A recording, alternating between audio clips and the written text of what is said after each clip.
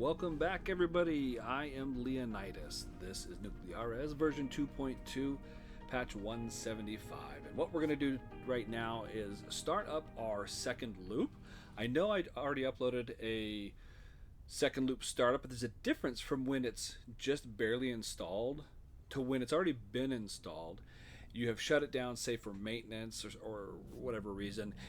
Maybe you wanted to sell some items, replace one of the pumps or something, upgrade it to a higher version, and then restart it back up, which would, again, tweak this even more a little bit. But let's just pretend that we had to shut it down for maintenance reasons. And we've let AO perform his maintenance. We're now ready to bring it back up into production. Don't pay attention. I haven't been tending my other loop. So we're just not going to pay attention to any of those numbers. This is as though we are, pretend that your reactor is running normally and stably and how you want it. So without further ado, let's get going.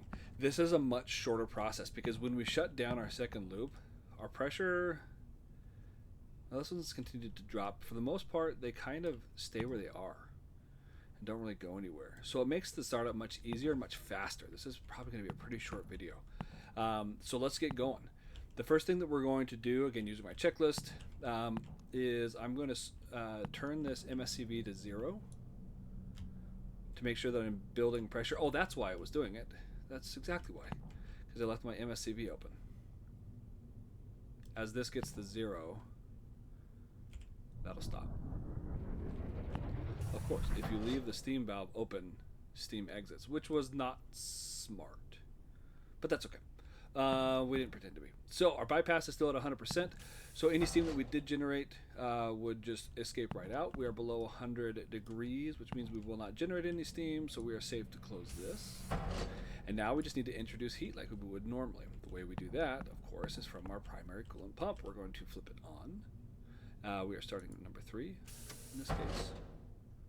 Bring it up to the usual. Actually, we're gonna do this one a little faster. So let's just keep it at 15. We'll just keep it at 15 for now.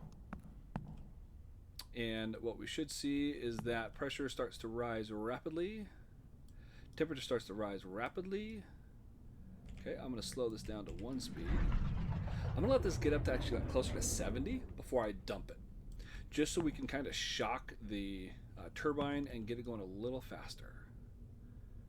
And we're going to dump into it at 4 and 20.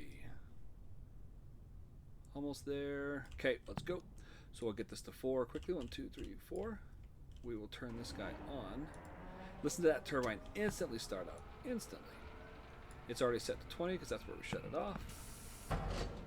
Listen to it hum. No time, no delay at all. Pressure continues to rise. Hopefully that'll drop as we introduce more coolant. Maybe letting it go to 70 was a little too far. Nope, it's coming back down. There we go. Okay, we're pushing all that steam out to the turbine. And here we go. I don't need to go any further. You guys know how to start up a turbine. There's no need for me to continue, but there you go. That's how difficult it is, which is not at all. Just keep an eye on your condenser temperature. In this case, it's coming down, but as these rise, so will your condenser temperature. So just keep that in mind, keep an eye on it. And thank you for watching. Check out some of the other videos. If you have any questions, please let me know. Any feedback on these videos? These are kind of new for me. Volume levels, recommendations of how I could make these more appealing, less annoying. Please let me know. And again, thank you for stopping by.